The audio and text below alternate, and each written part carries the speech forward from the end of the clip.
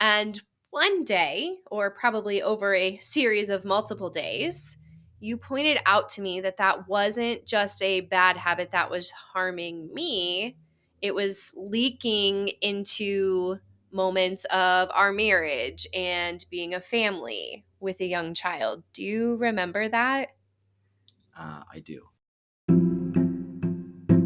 You're listening to the Better Relationships After Baby podcast, where we believe your relationship can be better than ever after having a baby. But it does take tools, insights, and support to help you get there.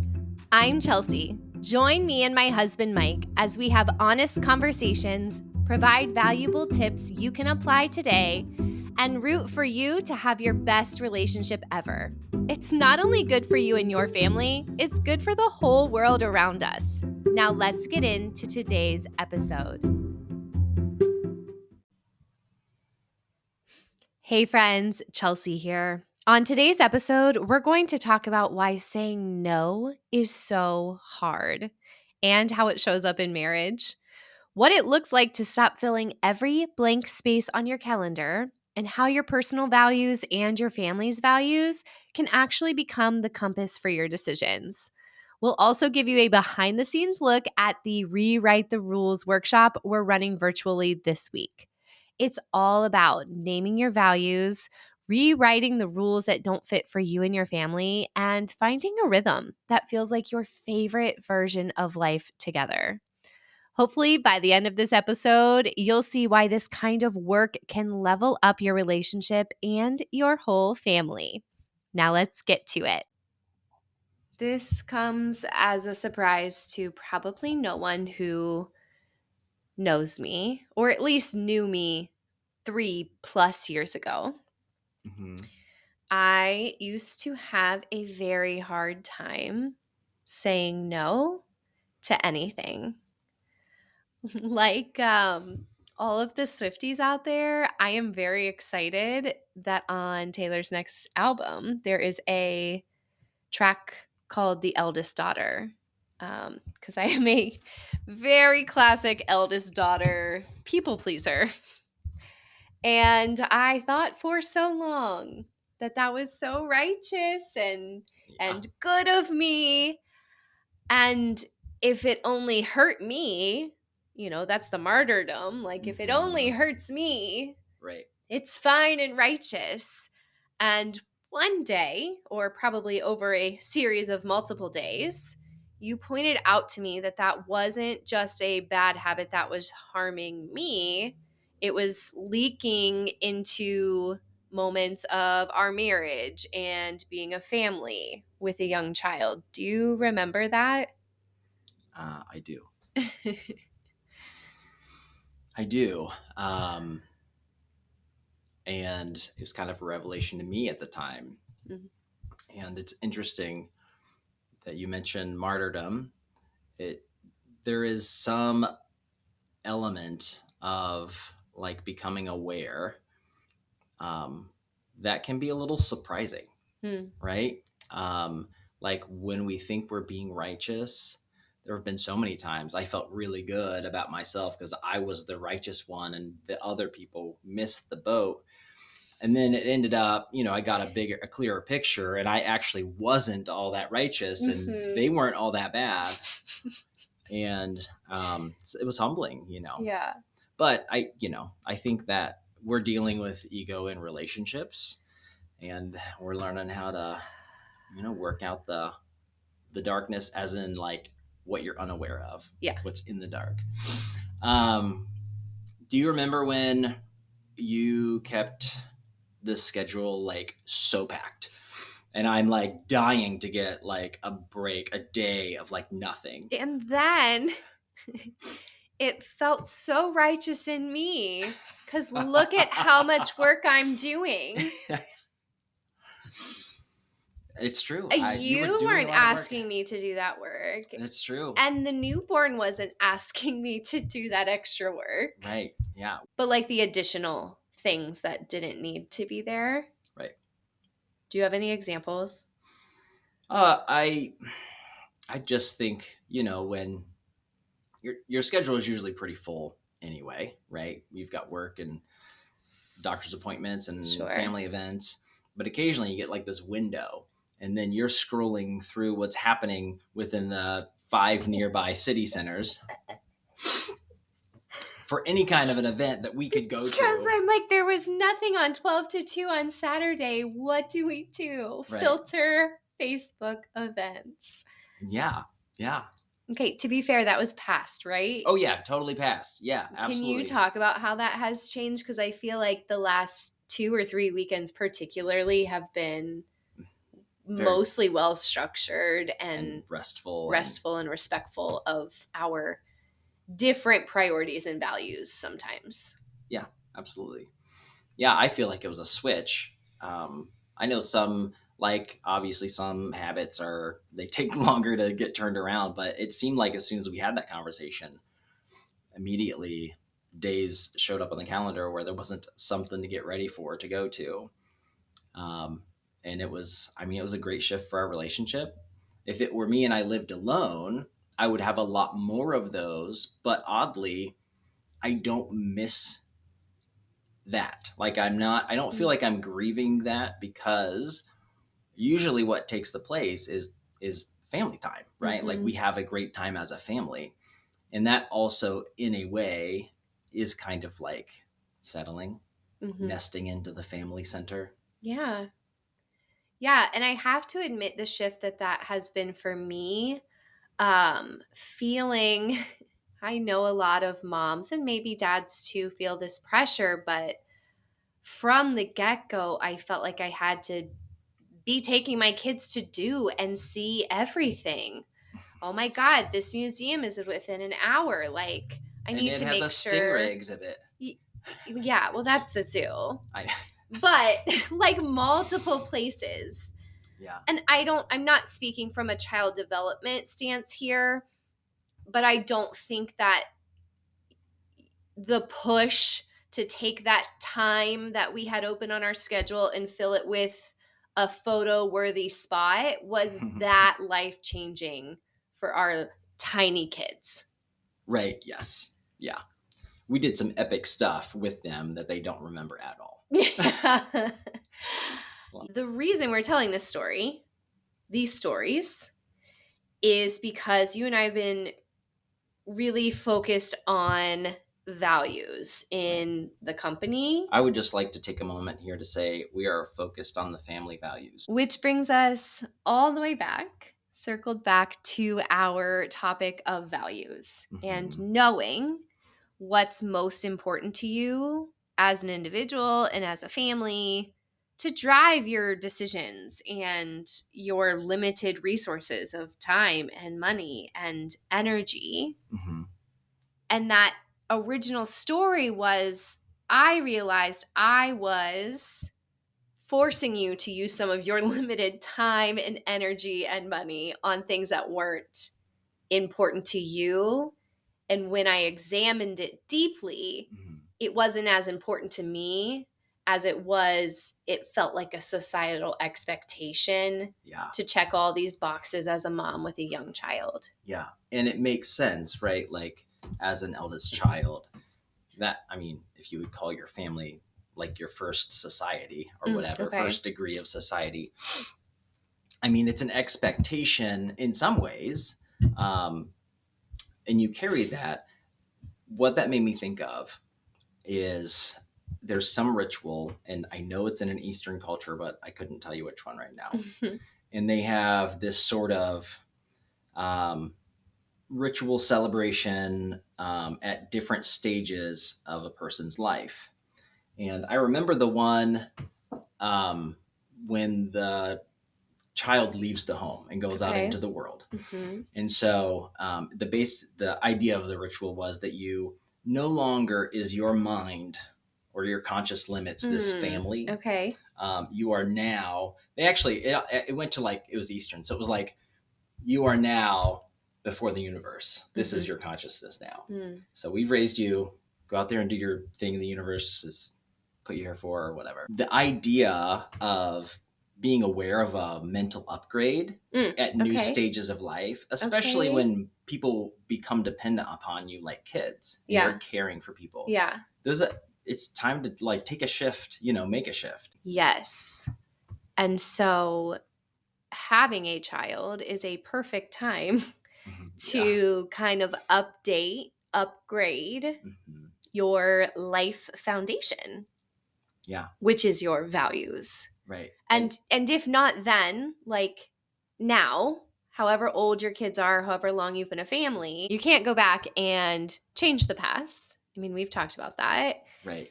But you can say this is who and how we want to be Yeah. as best as we can Right. to like live our favorite life together as a family. Yes, absolutely. And it's kind of like you can't change the past. Makes me think of the past is gone, like it doesn't exist. Yeah. It's a memory, right? The only thing that exists from that are sort of like certain trajectories that are on course in your life, right? And sometimes that's the eldest daughter being the most, or Being the most what? responsible. Yes, thank you. There's different aspects of the self that going into parenthood will not survive. Mm-hmm. I mean, there are some that just will not. And then there are some that could make it fairly turbulent if they're not adjusted. Mm-hmm. I mean, there's a lot there. It's such a transformation. It is like you're getting in that cocoon and turn it, like you're being born. Mm-hmm. Because it's a whole new dimension of life, and it's you, but it's a you haven't been yet, and you don't know how to be this you exactly. You have to explore it and find it, and the best place to start is at square one, right? Your values. That's the core driver. Yeah. I think I don't know what the actual age for a midlife crisis is on average. I think if it were younger, it'd be like a quarter life crisis. Yeah. I just think a lot of people in our circle are like 35 to 45, and it feels like a very big redefining season. I feel like that's probably world effects. Okay, fair. So we have midlife, perimenopause, world affairs. We are doing great, millennials, aren't we? Woo! We're on a rocket. Not one of Elon's, though. Definitely. Your values are the perfect place to start. Yeah. And your values are, they're that core driver. When you reduce someone down to where they put their energy, who they are, how they express themselves, it goes back to those things they value. They are the chocolatey center of the Tootsie Pop. Oh, that's beautiful. Thank you. So they're a compass, right? They are the life's compass. And when you know what your compass is saying, right? Because that's a factor too. When you know that you can give a full-bodied yes to the right things. Yeah. And like you can say no to things that don't fit because you have a good grasp on your own compass. Which we think it's important to note that you have these, again, like that family foundation. Mm-hmm. That's the center of the Venn diagram because you're still individuals. Right. And you add a child and, you work hard and hope that they adopt those shared family values. And they're also going to have their own set that are kind of outside of that center point. Right. Yeah. But we have to we need that information to understand each other. Right. To understand, one, how we make decisions communally or as a group, as a family. Right. And then how we give respect for the more personal or individual routes or decisions that sometimes we take. Right. Yeah. Yeah, absolutely. Okay. We have a couple questions for those of you listening. If you want to keep your brain moving in this space, Mike, what are those? Where in your life do you feel like you're following the rules that don't fit you or your family? And second question for you all. Whose voice is in your head when you say yes to things you don't really want to? I bet for 9 out of 10 of you, I can guess who that is. Maybe we'll talk about that on Instagram. You have to let me know. But we are holding a workshop twice this week, actually. It's a donation-based workshop, and we're going to be going over a couple of things. So really would encourage you to sign up for the workshop and come like do this practice hands-on with us. If for some reason you can't make it, let me give you a quick overview here of some of the small shifts you can make now. So first is just practice saying no. Practice a short, kind no instead of 10 to 15-minute guilt-filled explanations for something. Yeah, this is hard. If you've never said no, or you're not in the habit of saying no, even a little tiny no, a little no it can be a real challenge. Yeah. I say that because in my family, there was this, you should be able to rely on each other. Mm-hmm. And so for the most part, I think that was fairly respected, but obviously that's, Chelsea and I now have like, okay, but every person should have their own like personal boundary too. Yeah, right. It shouldn't always be open because, I don't know, like it's not fair that someone has to stay open all the time. And it's not fair to the energy it takes. Right. Well, in addition to saying no, identifying a ritual that reflects a value that you have. This could be like a gratitude jar, or a Friday night pizza, family time. Yeah. Yeah, I think we like assume there will always be family time, and it's amazing how often you have to make time for that if that's what you're sharing is your value, because there are so many things that and that is a huge value for us. Yeah, it's like being with our kids as they're growing. We remind ourselves that someday, even like as days go on, they're going to spend less and less time with us until eventually they barely spend any time with us, maybe. Yeah. And so we want to be there to experience relationship with our own kids while it's happening. Yeah. And I think also on the talk of values, it feels like you're able to impart values more carefully or clearly when you are with your kids enough that they're seeing you model that behavior, like unconsciously or maybe consciously. When are you unconsciously modeling things? Well, like you might not realize that you're doing something out of a value, but your kids see it. They pick up on it, right? And so this is probably just part of our evolutionary process, like the desire to pass things on to our kids, like our skills or our knowledge or whatever, just like that, being able to be with them and answer questions and talk about it. One of my favorite things that has changed my life this year, honestly, is starting to do, I just call them death meditations. And I don't know, sometimes I say it like that strongly and people are like, oh. But I think that's so powerful. Like, yeah, it is. You're going to die. Yeah. And you don't know when that's going to happen. And how silly for me to be so focused on some dumb shit today if it takes away from the big picture of like the legacy I want to leave, the feeling I want like my kids to have when they have memories of me, the things that are most important for my friends hint to say at my not funeral but celebration of life at Henmick Brewery. That's manifesting, but hopefully not for 75 years, so Henmick can never go out of business. But like, just laying, I love to like, I need a Snuggie or something, or I love my weighted blanket on me. It's a comfortable death. I like lay all cozied up with my weighted blanket, and I'm like, I'm in my coffin watching from above, and how do I want my life to have gone? And that has just been so freeing for me. Yeah. Now, probably good to say here, you're not doing that meditation to try to have some mystical death experience. No, I would not. I mean, I guess you could too, but I just wanted to make sure that the clarity is on the fact that when you put yourself in the position of your own death, it gives you perspective. Like, that's the point.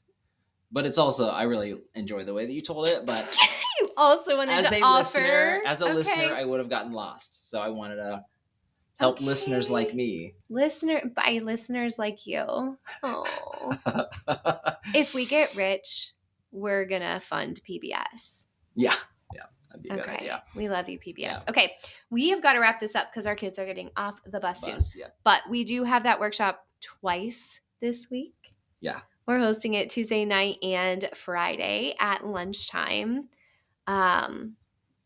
We named it Rewrite the Rules because you Rebels. Get to do that, building your family on your own values. Yeah. And it gives so much clarity because you're going to navigate life a lot better when you're clear on what your values are, period. Yeah. Like, it's a less stress. It sounds like it might be hard to do, but it's literally freeing you up. Yeah. Especially if you're someone who has adopted expectations and rules from a young age or, from the church or from a social group you were a part of. Right. There's probably things that don't serve you and it's interfering with how you and your family move forward together. Right. Yeah. And this is another point, like, everything changes. So, like, in 7 years, all of your skin will have been replaced by new skin cells. So weird. Right? But that's, like, true of every part of your body. So your physical body really isn't a permanent thing. Like, you're not you forever. Like, you're a whole new you, like, every so many years. Did you have any aha moments or helpful reframes that came from this episode? If so, would you take a minute to lift us up and leave a review or a comment on the podcast page? It's hard for me to ask this, but I know it's so helpful for us as we reach more and more families and make the world a better place, starting in our own homes. So again, if something stuck out to you, if you are sending this to your partner so that you can have a conversation, or if there was a helpful tip you're going to employ in your own life, take a moment, leave a review, and let's keep the conversation going.